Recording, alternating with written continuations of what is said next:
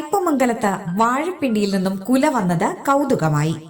കയ്പമംഗലം പടിഞ്ഞാറ് കണിക്കൊന്ന നഗറിലാണ് വാഴപ്പിണ്ടി കുലച്ചത്. സ്വാതന്ത്ര്യദിനത്തിൽ അലങ്കാരമൊരുക്കാൻ കണിക്കൊന്ന ക്ലബ്ബ് പ്രവർത്തകർ റോഡരികിൽ വെട്ടിവെച്ച വാഴപ്പിണ്ടിയാണിത്. ഇന്നലെയാണ് കുലച്ച നിലയിൽ കണ്ടത്.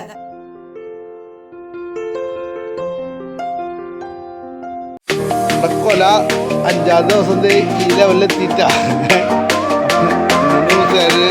അന്ന് കവർ ചെയ്ത് പോയിട്ടുണ്ട്. ന്യൂസ് ചാനലിലൊക്കെ ഉണ്ട്. അപ്പം 5-ാം ദിവസം ഇതെത്തി. ഇതേപോലെ വെറുതെ കുഴിച്ചിട്ടുള്ള ഒരു വാഴയാണ്. അപ്പം കൗതുകമൊന്നല്ല, ഇത് സംഭവിക്കാവുന്ന ഒരു കാര്യമാണ്.